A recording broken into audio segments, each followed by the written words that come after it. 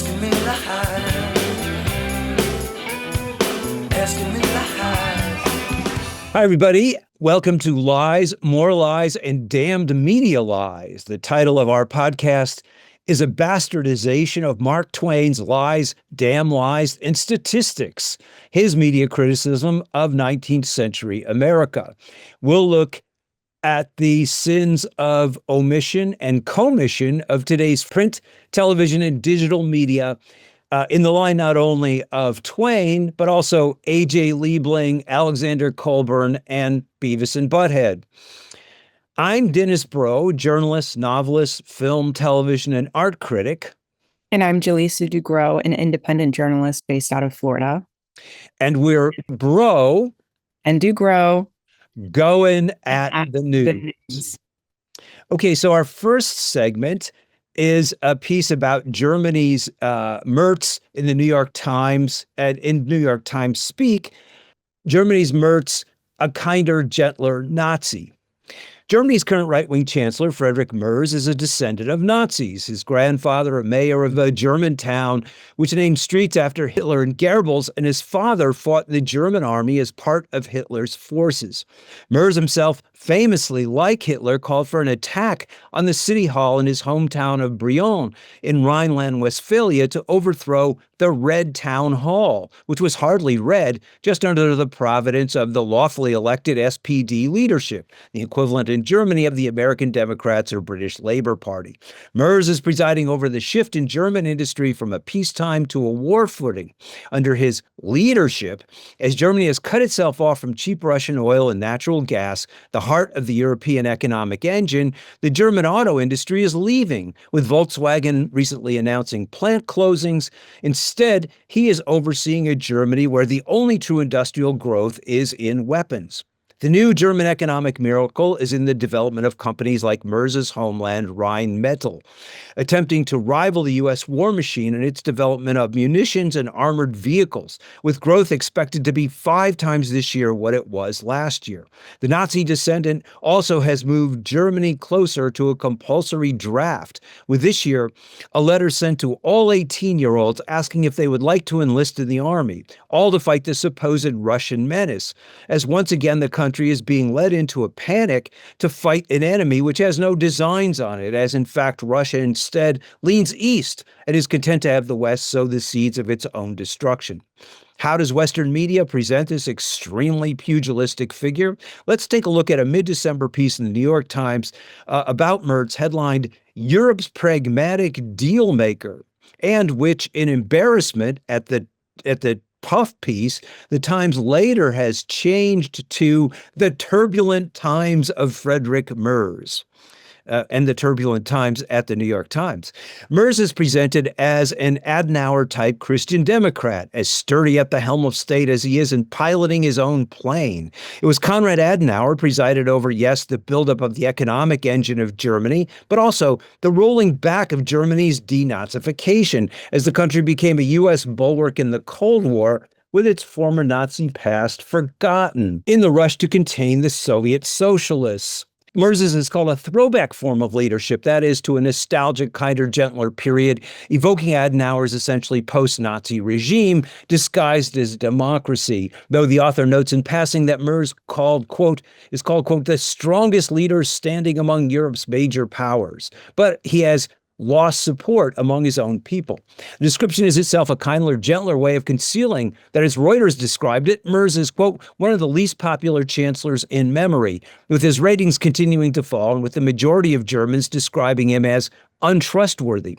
For the Times, though, with the ratings of his fellow warlike leaders, Macron in France and Starmer in Britain, far below Merz's own low ratings, which have 75% of Germans unhappy with his performance, he is in Times speak Europe's indispensable leader. His strong stewardship is shown for the Times and is pushing to steal the $300 billion in Russian assets that the Europeans seized, a bid which luckily the European banks and the European financial structure failed or the continent would be wiped off the investment ledger as a forever unsafe place to park money. The Times is betting and hoping that Merz can help prolong the war in Ukraine, a war Europe cannot win, and that every day sees Ukrainians either dying or deserting, many after being shanghaied into a military they understand is a death trap.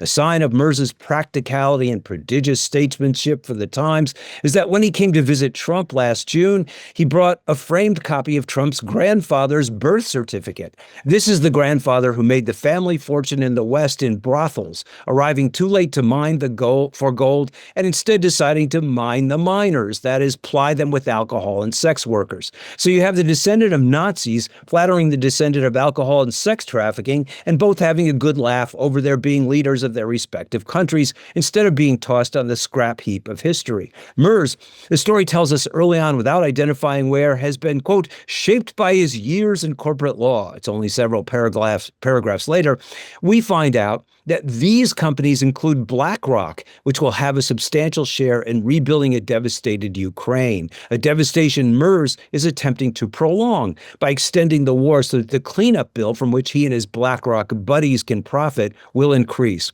We learn he is from a bucolic corner of Western Germany. This bucolic corner, part of the Rhine, was seized by Hitler in 1936 and became the cornerstone of the arms buildup that enabled the Fuhrer to attack Europe. Merz's pragmatism is proved when, as Trump was imposing his tariffs on Europe, though there was minimal fight back as the old continent succumbed, Merz urged Europe to genuflect harder and stay on its knees, opposing even mild opposition. The author is granted a day with Merz, who he describes lovingly as acting like an exuberant salesman, upbeat about the German auto industry he is in fact sabotaging. The point of this story, at a moment when Trump was claiming he was making a breakthrough at ending the war in Ukraine, was that Merz was emerging as a leader who would not broker peace. In other words, as a leader in touch with his Nazi past, leading the continent into a devastating war, just like the last Nazi-led war, where Germany will again be reduced to rubble. How bucolic can you get? This story springs from the Times' globalist imagination, which is now in desperate times turned from domination through trade to domination through war, with Germany and Europe as the proxy sites of the war. This, in Times speak, is pragmatic. But what is most pragmatic about it is watching Europe be devastated. Well, as in the Second World War, America looks on and then paws its way through the rubble, panning for and sifting out whatever gold nuggets are still left in the wasteland. I wonder if you had any comments. Sorry, it's just really interesting how history repeats itself, and we've found ourselves at the forefront of kind of the same situation that presents itself historically. Don't you find that rather interesting? Yes. One thing you can say is when the contradictions don't get resolved, then history repeats itself. Absolutely. And it will continue to every time. You would think that we would learn. Yes, and that's what we have here. And that's our opening salvo on the New York Times. By the way, in preparing for this, I noticed that the article is still online for the middle of December, but they changed the headline because they were embarrassed by it. And so now it's Merz, a leader for tough times. You know, he's not, they dropped the pragmatic, kind of thing. So they're kind of retreating even from their own puff piece. There's some praise now for him. What? There's some praise in there now for him. Yes. So yes, he's he's the guy we need in tough times. So anyway, so we have Jalyssa here, and she has just come back from Minneapolis. So I want to ask her some questions, and we want to have a discussion. So Jalyssa, tell us generally your impressions of what the scene was like. People are saying it was far more violent than showed up on the mainstream news, and that the violence was ongoing. What are your impressions of being there and being in the middle of it? Thanks so much. Being inside of Minneapolis, I mean, I think overall the mainstream media corporate media did not do a very good job at covering this. My first impression was there was a lot of violence, but there was also a lot of coordination. This is one of the most coordinated states that I've been to regarding ICE, and I've reported in a couple states regarding just protests, ICE protests, and things like that. this is one of the most coordinated states that I've been to. I mean, they have a really strategic network through Signal, coordinating with each other on every single block on where ICE is, effectively have these tactics to drive them out by using whistles. I didn't find that the people of Minnesota were violent towards ICE, to be quite frank. And I was there for quite some time, a couple days at least. What you often find is people gathering. You have citizens gathering at wherever location. In this instance, it was primarily at the Federal Whipple building. We'll say for like a planned protest. Basically, just exercising their right to peacefully assemble, and then it being declared unlawful, and then of course, law enforcement, ICE, the police, they begin enforcing these tactics of crowd control that then spins what is a peaceful assembly, as is their right, into straight violence, complete tyranny. To then, I would say, which is when legacy media decides to come out and bring their cameras in 6K to get the violence. The tyrannical protesters that are absolutely busting out taillights and being, just bringing violence into the state and worsening the situation. So it's like a really convenient mode of media framing. And that's definitely what I saw, because when I'm looking to the left and right of me, whether it's a peaceful protest, whether they're, employing crowd control tactics and non-lethals on the protesters, I'm looking to the left and right of me, and it's independent creators, independent journalists, YouTubers that are with me through the entire thing. And I'm talking hours at a time, because we could be sitting out there for probably 8 hours, maybe like 4 of those, nothing is really happening. We're just talking to people. You have families out there, you have couples, you have people just with signs that sit silently.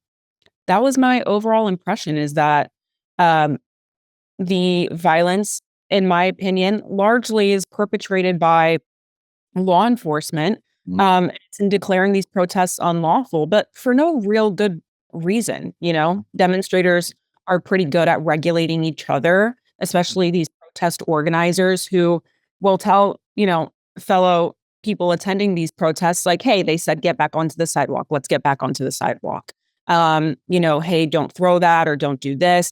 Like, it's really coordinated. It's a really good network where they're constantly regulating each other in order to remain compliant. It's only at the order of, I would say, ICE or, law enforcement patrol leaders that declare these unlawful or try to disperse with non-lethals and crowd control that, of course, rightfully so, is going to agitate demonstrators. Right. So these are my first impressions inside of Minneapolis. It's a great point that's when the mainstream media comes in. So it makes the demonstrators look violent when, in fact, they're retreating, from the violence that's being perpetrated on them. Exactly. But it's odd, but telling that that's the image they want to get.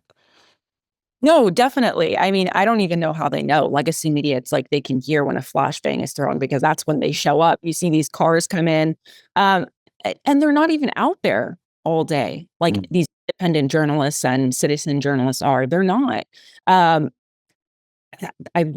wish I had just something more remarkable to say about that, but they're not. And I feel like that speaks for itself, because I think if you wanted to tell the whole story, you would be there for the entire time. I mean, I met some Swedish journalists that were kind of based out of Brooklyn for a Swedish network, and they flew in to into Minneapolis, and they were out there all day. I'm talking morning to night, every single day. Legacy media, they're like swooping in, kind of like this parachute journalism, getting one good like sound bite of, I don't know, a Somali saying like, yeah, we love Minnesota, we're not going anywhere. And then, boom, Fox News. It's like Somalis are taking over Minneapolis.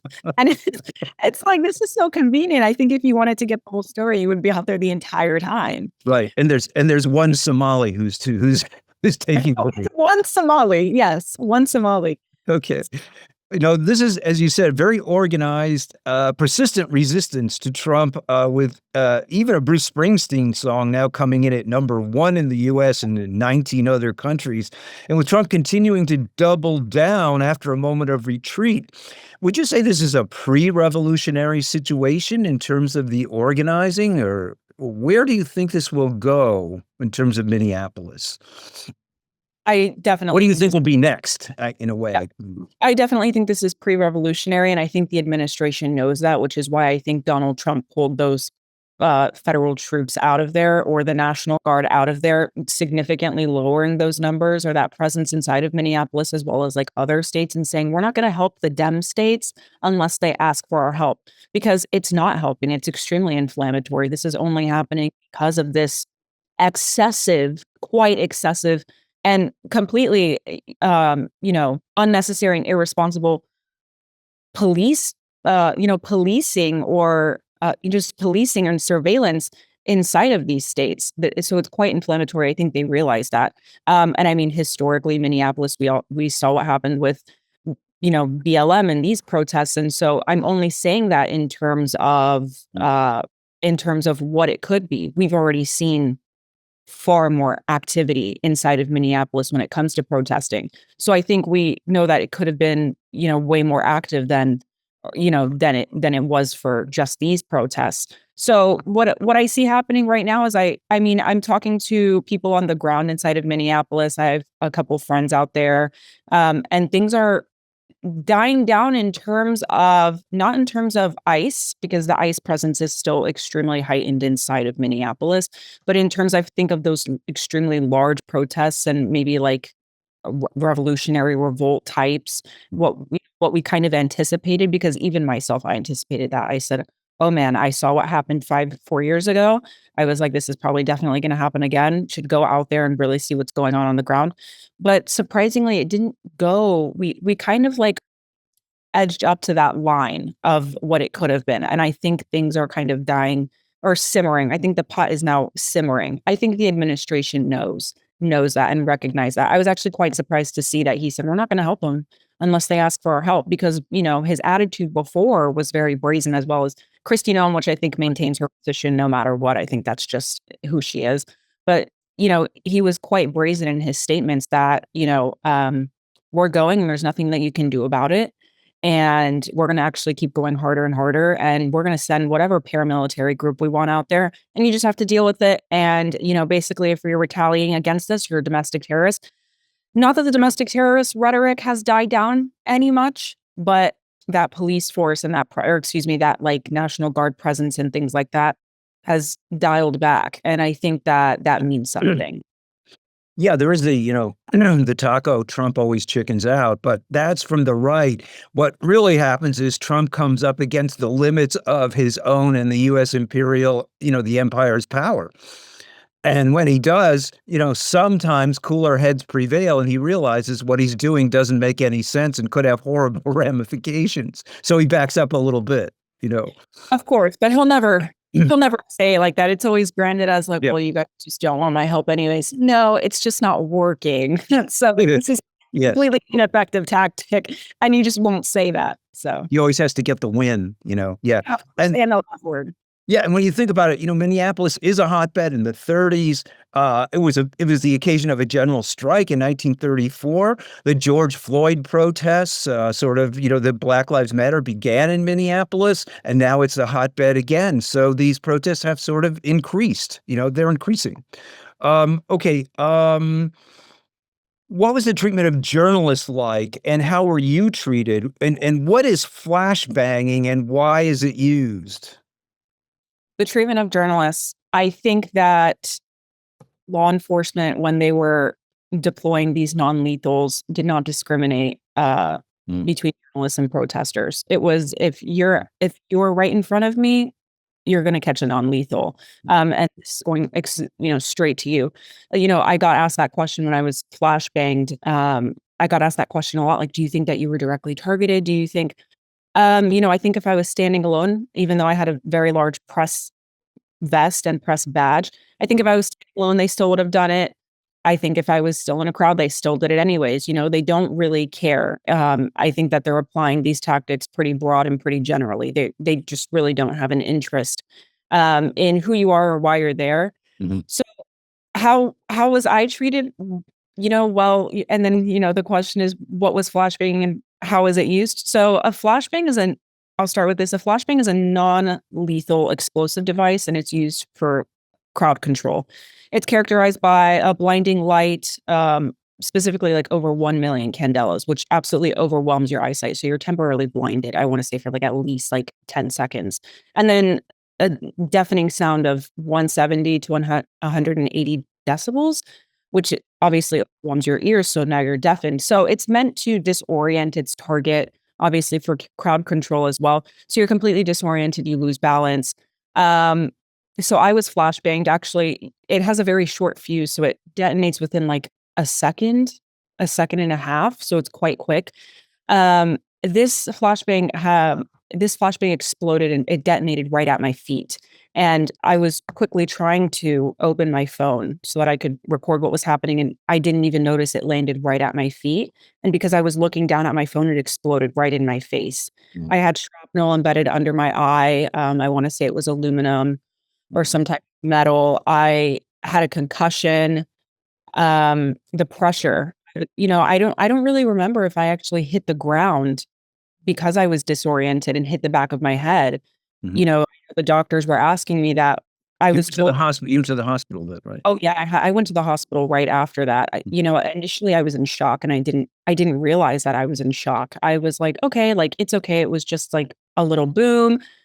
But then afterwards, looking back, I hopped right back on the camera. It wasn't even like 3 minutes later. I got right back on the camera. I'm recording and I can obviously see how disoriented I am. I'm usually, I can keep going without ums and ifs, when I'm reporting and I'm like sitting here disoriented, like, I just got hit by a flashbang. So anyways, shrapnel under my eye. They said that the pressure from the flashbang can give you a concussion. Mm. So it was a little traumatizing. I think I downplayed it. I was like, it's no big deal. It wasn't that big of a problem. But then, when the effects set in, I had ringing in my ear. I had a tinnitus in my right ear, or excuse me, my left ear, because this was the side of the explosion. I developed a ptosis because of it like somehow affected the muscle in my eye. So I had like a droop in my eye. I had a concussion, obviously. I had bruises on the bottom of my legs because I was shot at multiple times. I had a press vest. I wasn't chanting or protesting or anything. They said get off the street. I was definitely off the street.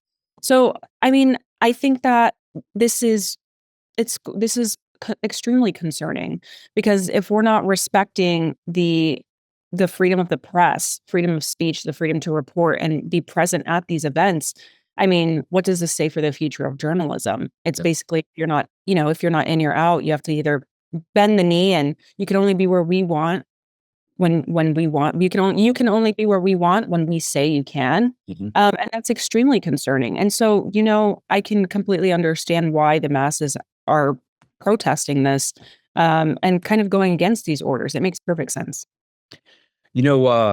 One thing is the way you describe it. Non-lethal doesn't quite describe flashbanging, in terms of what happened to you. That's a little bit of a misnomer, can actually give people a concussion. The other thing is that it now has come out that some of the ICE people are being trained by the IDF, and the IDF in Gaza are killing journalists. There are so many parallels between these tactics. They don't care if you're a journalist. They don't care if you're a citizen. They're shooting first, asking questions later. There are so many parallels between the two. I absolutely don't doubt it at all. I think it's extremely prominent what we're seeing here. So it's really full circle. What we're seeing overseas, the same behavior and tactics that we're basically supplying and funding and backing have Imperial Boomerang come back home to haunt Americans. Sure. And I'm kind of wondering if it's not what we needed to wake up, but I think a lot of Americans now are like, oh, it's kind of like this slow, oh, and it's like, yes, most of us were seeing it. But of course, you have your large genre of people that are like, well, what's happening in Gaza doesn't matter because it doesn't affect me. Right. Now it's come back around and it is affecting you, and it's affecting your neighbors. Very good point. Well, could you just tell us some of the protests you've covered? Because you've been to a lot of places and in the middle of a lot of protests, and about what's happened to you in some of these protests. And do you see the violence increasing as you cover more of these? Definitely. So I've been to California numerous times covering anti-ICE protests, anti-Iran, anti-war with Iran protests. Let me think, pro-Palestinian, protests in support of the Palestinian cause. I went to the No King's Day protests, both the first one and the second one. I've been to New York City covering protests there, now Minneapolis. So I've been to quite a few, probably maybe 10 or less. So, I've had enough. As far as, things that have happened, I've been shot at multiple times. I mean, look, I keep it right here as a souvenir. Give you guys, this is a rubber bullet. Mm. And, to your point about non-lethals, it's reported in the LA Times, I want to say, that these shoot up to 200 miles an hour. And so they can cause internal bleeding if you're hit close enough. We just had somebody in Minneapolis, he lost his eye because we've had that in France also. People have lost their eyes, actually. Because if it does hit you in the eye, it's going to be a major impact. Absolutely. And some of these people are, they're going out there with the best equipment that they can get. And so some of these glasses are just not shatter resistant. They shatter so anyways, we've been shot with rubber bullets. We've been pepper balled. We've been tear gassed. They have like, I want to say the equivalent of like a paintball gun, but with pellets. Mm. I've seen women be tackled, like completely tackled by 3 grown men. I've seen it with men too. And, you don't even have to be violent. It's just if you're just caught in the way, they're tackling you, I've seen journalist cameras be taken. I was detained my very first day in Los Angeles, my very first protest that I ever reported on. I was detained within 2 hours. I touched down in LA, went to my Airbnb in Koreatown. I went to South Alameda and I was detained within an hour. I said, well, I'm a journalist. And he said, well, prove it. And I'm like, here's my badge and my work is on the internet. It was the most bizarre thing. They Googled me right in front of me. He said, show me your work on, where's your work? Very bizarre. So anyways, I do see it getting more violent because, the administration has encouraged ICE, has encouraged, law enforcement. Hey, you can act with total impunity. You're not going to be held accountable at all. You can do whatever you need to do to get the job done. And I mean, you have these characters inside of, operating as ICE agents or law enforcement in general that are taking complete advantage of this. Yeah. I think when you don't have a check and balance, and obviously you're not holding the people that are supposed to keep us safe, law enforcement, not ICE or immigration and customs, but these people that are supposed to keep us safe are being used as, weapons against their own people, and they're not being held accountable for it, like in the killings of Mr. Preddy and Mrs. Good. I mean, Americans should be scared. Absolutely scared. The people that are meant to look out for us are kind of being told to sit on the sidelines, and we have this new paramilitary force exercising, enforcing these heinous tactics against Americans, and we can't even do anything about it. And they're masked without identification. They're masked without identification. And, Christine Noam, she's really interesting to listen to. She's like, these demonstrators, they're masking themselves and hiding their identities. We need to unveil them. And then she's like, please don't dox our law enforcement officers. They are trying to do their job. And I'm like, this double standard is just prevalent and prominent within this administration. But I mean, and most demonstrators are not masked, let's face it. No, they're not. Majority are not. And they're very proud to be out there unmasked. Yeah. There are a few that are naturally, and that's fine. But, and you have, they don't want you to be masked because now they're using artificial intelligence for this facial tracking technology, because at almost all of these protests, I've seen ICE agents as well as, the local police or police department there recording, and they'll record your face. And I know they're not recording so that they can be like, this is what's going on. They're all out there. They know what's going on. They're recording for facial recognition purposes to store your data, and data fusion and things like that, so that they can use AI for facial recognition, detain you later, because that's happened where demonstrators have attended protests and then later been detained or tracked down because of this facial recognition through artificial intelligence, which is why they don't want you to protect yourself and cover up. They want you to, go out without masks and sunglasses. Yeah. I mean, you also had, Starlink, which is used in Ukraine, has been used in Gaza, probably coming home and being used in these places as well, this kind of really advanced AI. Yeah. And, of course, pioneered in Gaza, pioneered in Gaza and Ukraine, and now being used against US citizens, Yeah, Uh, absolutely. yep. Go ahead. No, that was it. Absolutely. This now they're kind of proposing this mass drone surveillance system. I mean, we're going to be constantly under surveillance. I mean, Yeah. it's ridiculous. I think that there was a too. I did another interview where someone was talking about in Gaza when they were offering food. This was a few just last summer. Or in the fall when they were offering food to starving Gazans, so they would send the oldest son to pick up the food, okay? But when they came, they had to walk through this narrow slit where they were photographed. And the idea was not to give them food. The idea was to get them on camera and have the facial recognition in place so they could really begin tracking them when they came back with the food. And of course, some people were shot when they showed up for the food. But, there's that. Um, can you tell us, what your impressions of mainstream media coverage? You've talked about it a little bit. Was it fair, impartial? Did it take the side of ICE initially and then hedge its bets since it became clear that public opinion was on the side of the protests? Yeah, definitely. I mean, like I said, for mainstream coverage, like legacy media, corporate media, they were out there for not that long. They got their one or two interviews and then they left. They weren't there for the entire day. Like the rest of us were out there truly reporting on what was going on. So was it fair? No, I think in the beginning they did initially side with ICE.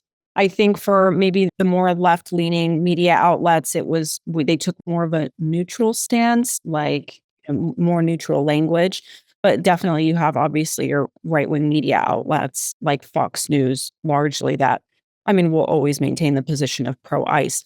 But for the most part, I do think they hedged their bets once it became clear that the public opinion was on the side of the demonstrators, especially after the killing of Renee Good, especially after the killing of Mr. Preddy. And this is increasingly evident. You even have like large talk show hosts that I can't remember off the top of my head that are kind of now like doubling back, like, hey, this isn't what you said you were going to do. You didn't say that you were going to kill American citizens, for what we said. Alex Preddy kicked a tail light out, so he deserves to get shot in the face 4 times.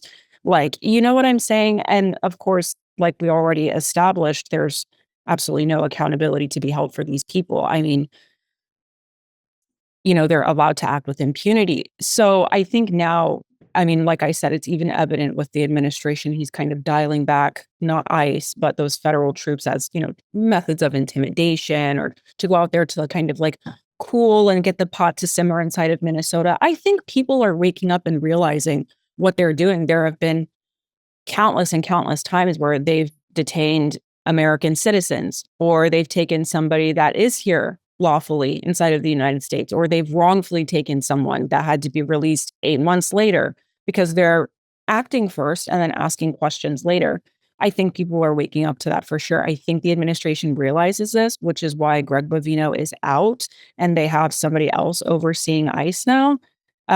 Because I think his time expired there. They're trying to, I think, give a new face to the entire operation in a way. Maybe we can paint it a little better PR wise. Maybe it's just different tactics or less aggressive so publicly.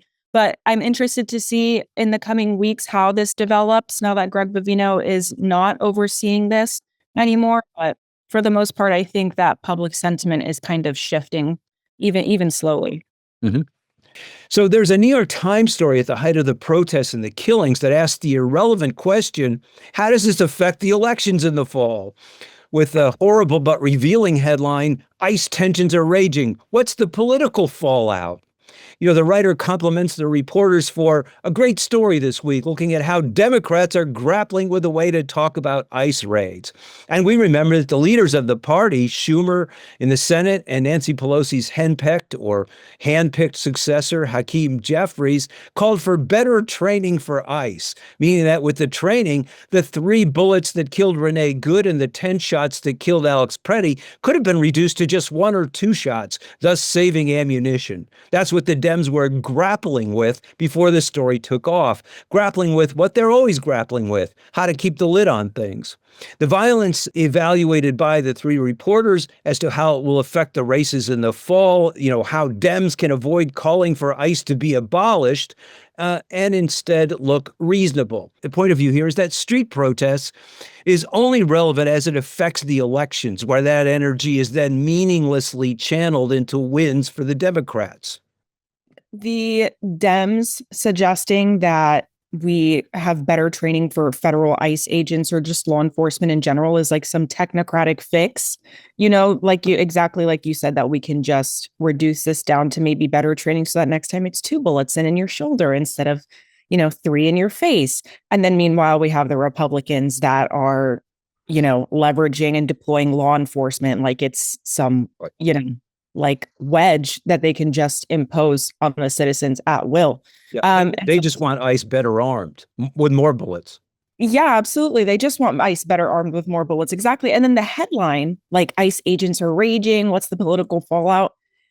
It's very loud, and it suggests that the main thing that matters is the electoral impact. And obviously, it's very apparent that they're not concerned with the structural violence that provoked these actions or emboldened federal agents in the first place.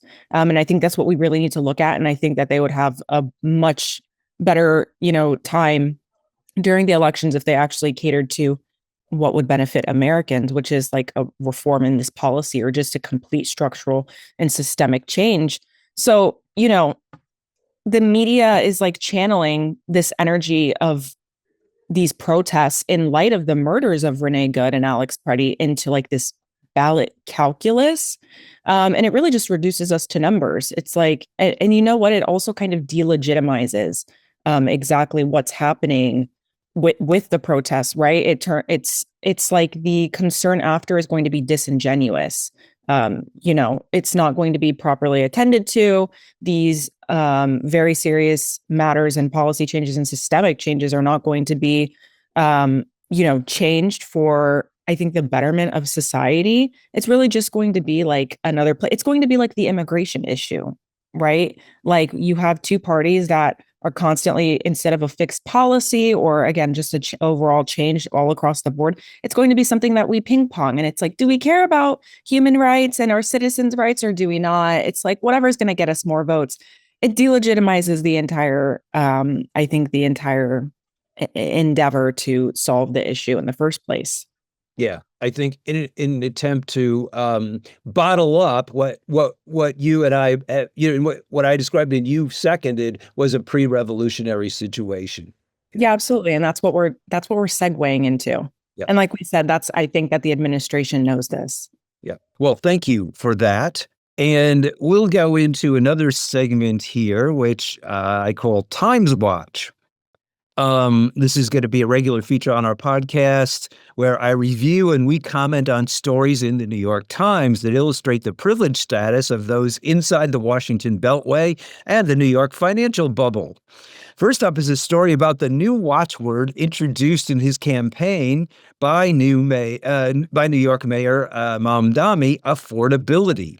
Americans are struggling everywhere to make declining wages cover increasing expenses, especially in America's cities, and especially due to rent gouging. So affordability was seized on by Mamdani, but it's a pressing everyday problem for ordinary people and has been since the 70s, where the condition of low wages and high expenses, especially in housing, education, and health care, have caused great distress. Not for the New York Times, though. One story asked the question not why Americans are beginning to be impoverished, but rather, how did the question of affordability gain such traction so fast? In another story, the Times described Mamdani as affordability obsessed. All this shows the Times reporters and editors and publishers whose salaries place them above these issues, simply locked inside the news bubble, isolated and so utterly out of touch with most Americans, as are their privileged readers and backers in the Democratic Party's House and Senate. If you have any comments on that one and affordability, then That's pretty comical. What is affordability obsessed? Yeah, well, affordability obsessed is someone who's not affordability obsessed, looking at it as an obsession. What it is for most people is, how do I make ends meet when I can't? You know? You're mad he wants to make things affordable for people. Yeah. He's just affordability obsessed. He's just so, affordable housing. I don't like that. Like, Who ever heard of such an absurd thing? Yeah. We have our comfortable condos, yeah, absolutely. in New York, Los Angeles, Austin, Phoenix, Those whores who want affordability. Sure. Yeah, Miami. Okay, next up is the coverage of the attempt in California to levy a 5% tax on billionaires, an attempt which is gaining steam, though opposed by the Times and the Dems presidential candidate, California's Governor Gavin Newsom. The press coverage of the story focuses not on what the state can gain by this tax, negligible on a billionaire's wealth, but rather on how the wealthiest are fleeing the state in anticipation of the tax. One Time story, Google guys say bye to California, and you can see the two of them smiling, the two co-founders of Google, Larry Page and Sergey Brin, smiling in the photo as the story glowingly details the money made by the two. But it's not until paragraph 7 that we find out why they're leaving, i.e. they're tax dodgers and do not want to pay their fair share of the expenses to a state that has been very good to them. The story is a panic-inducing recounting of the billionaires fleeing the state at the mere hint of a tax, as well as saluting their acquiring of that wealth. It's not until the last paragraph that we learn that, in fact, quote, the overwhelming majority of billionaires have chosen to stay in California.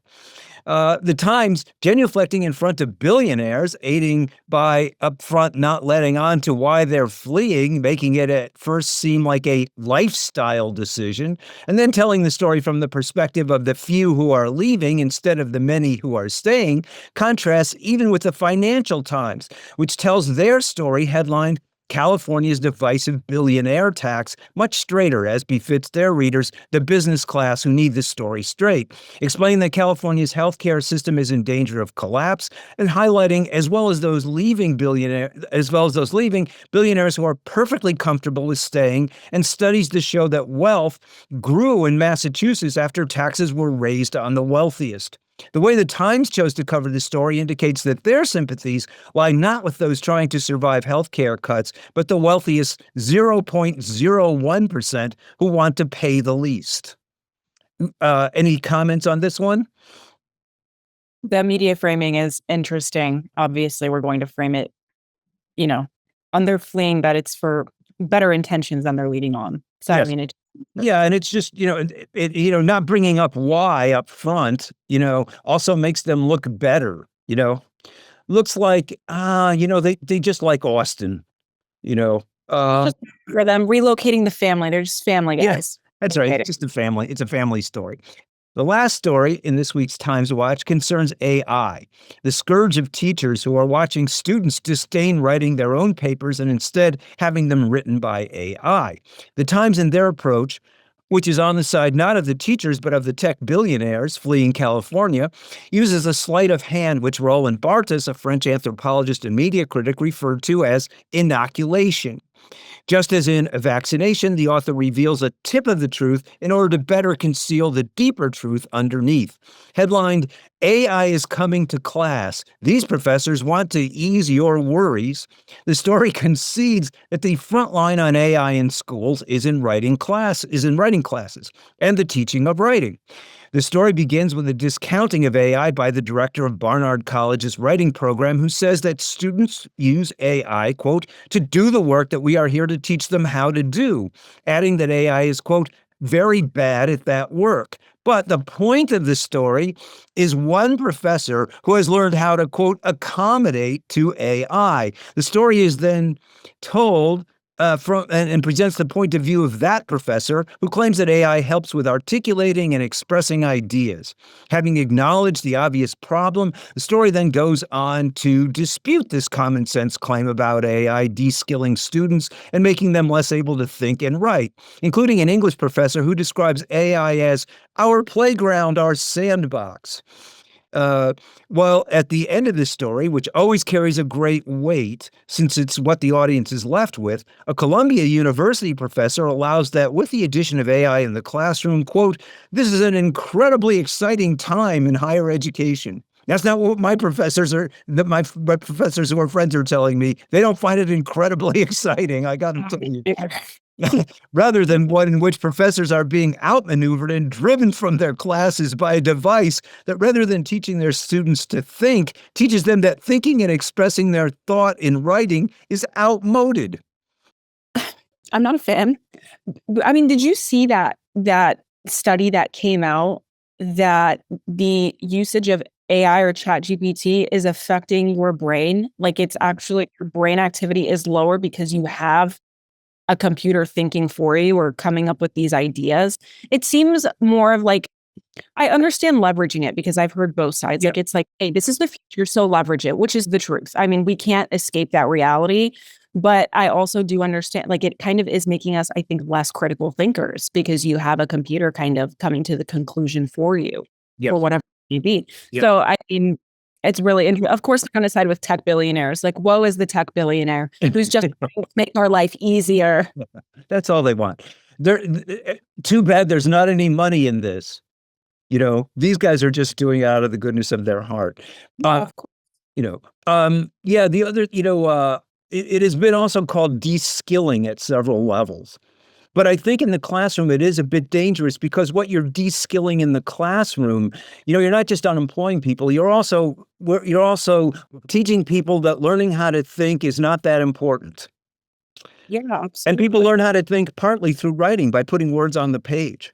Yeah, absolutely. And we are going to lose that. I mean, we've already lost it with, I hate to say it, but like it's small, like Grammarly per se. Like we kind of have, this automated little tool that kind of tells us like, hey, that's wrong. Hey, that's wrong. Hey, that's wrong. Instead of asking the question, why is that wrong? It just kind of gives us the answer already. We're losing the idea to question these things further so that we learn through making mistakes. The thing is, we're not being allowed to make mistakes anymore or critically think. That's what it takes away from us. Yeah, I have a friend and he has a very good Substack, which is very informed, but he says, without spell check, I'd be waiting tables right now, so, so it does, I mean, certainly it does help in these things, that's for sure, but it can't think, it can't reason. And that's a delusion, and it's a dangerous delusion that probably needs to be broken, Yeah, absolutely. But I mean, like we've begun to, I think, again, in my opinion, in some arenas, we're such an unserious generation. We've like memified it or turned ChatGPT into something artificial intelligence, that of like a friend, something we can fight it, ask all these questions. They've always got our back, but you're right. It can't think, which is daunting. Yes, for sure. Okay, I guess we'll conclude. I'm a little bit over reading this in this segment, but this is our last segment. I'd like to go over my short review of a BBC series on a working class young adult that reflects the network's own out-of-touch coverage with both the British working class and young adults, both in Britain and in the global South, thus stressing a link between the news and fiction areas of the broadcaster, something that is not usually touched on. We usually see that the BBC series, in series in general, like news is not related to series. They're completely different. And yet, maybe they're not. So let me bring up this. And okay, the series is called Waiting for the Out. Okay, and my review is called Looking for an Out, the BBC and Working Class Life. Waiting for the Out casts a middle-class BBC gaze on working class life. And here's the short article. BBC's production of the 6-part series, Waiting for the Out, seems to address not only its past failings in terms of prison series, like Sean Bean's Time, but also further the new obsession with working class life, as evidenced in the Emmy and Golden Globe winning Adolescence, both British series. The series centers around a supposedly solidly working class young adult, Dan, who is confronted with an abundance of shoe styles in a consumerist nightmare, then visits his brother, who, while languishing with his newborn, recounts a beating from loan sharks, and finally begins his day job as a teacher of philosophy at a maximum security prison. In between, though, Dan is focused on paternity. Would he make a good father like his brother? Would his girlfriend, who she reminds him he hardly knows, forego artificial insemination so he could instead be the daddy? And what is the meaning of the obsession of one of the inmates on his now grown daughter? Dan, who walks with a limp, a suggestion of an injury from his own father, who he's not spoken to in 25 years, then seems himself to be solidly working class, except that this is part of the deception. When he begins teaching philosophy to the rowdy inmates who, rightfully, can't find the use in Dan's reciting the now neoliberal preachings of John Locke, he turns philosophy into a series of cute conundrums. In response, one of the inmates, who knows more philosophy than he does, calls him out and suggests that the philosophy he instead needs to be espousing is that of materialism. Dan ignores him, having no use for Marx's dictum that philosophers have thus far only interpreted the world when, quote, the point is to change it. In the end, Dan, though his background is working class, reveals himself to be solidly middle class in his thought and outlook. His gaze on those he would reach is solidly that of the BBC's itself. He doesn't recognize the innate knowledge of those victimized by the system, but rather attempts to civilize them by making them accommodate to middle-class, safe, genteel modes of thought and being. Though the series is based on a prison autobiography, it has none of the actual grounded toughness of, say, 40s prison films like Brute Force, where the prisoner's inability to accommodate to the system that oppresses them leads to an attempt to take over the prison. Instead, here we have characters performing oddball prison rituals, smashing the walls, kicking chairs, trying to run out of the classroom, with the teacher's goal being to sanitize them. The exception to this rule, and the only honest character in the series, is a black female prison guard who, out of genuine working class affection, though she claims it's only part of her job, accompanies Dan to the infirmary after his weak foot begins bleeding, and then tells him he has actually reached his students.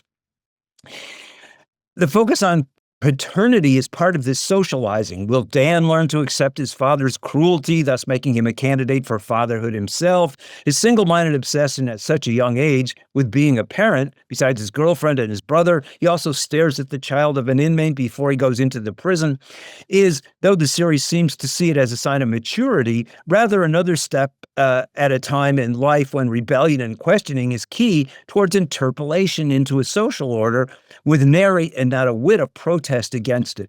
What is the BBC, which elsewhere in the news coverage cheers on the Israeli-U.S. attempt to topple Iran and thus induce more suffering on its ordinary population, up to here? The network tried one prison series, Time, where the focus was not on Sean Bean's prisoner, but on a prison guard, and which was hardly effective.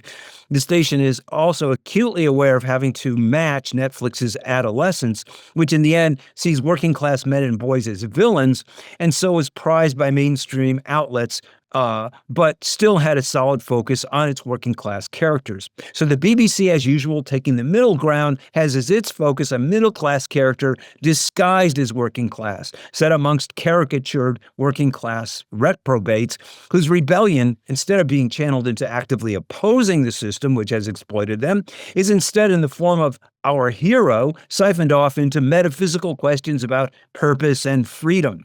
This focus makes a mockery of their lack of each, instead of addressing the means by which they could both create, through struggle, a genuine purpose and move toward actual, not delusional freedom. Ultimately, there is, as Hamlet says to Horatio, more in heaven and earth and in the prison setting he finds himself than are dreamt of in Dan's philosophy. And that's my attempt to kind of talk about how the BBC, which seems to erect a wall between its news coverage and its fiction, actually does not. Is actually that it's not a wall, it's actually seamless. Very well said. Thank you. All right. I think we've reached the end, probably of the audience's tolerance and also of our podcast this time. So, this is so signing off. This is Bro and okay, going at the news, which most often does not tell us, to use Walter Cronkite's words, the way it is. So we'll see you next time when we'll be back with more lies.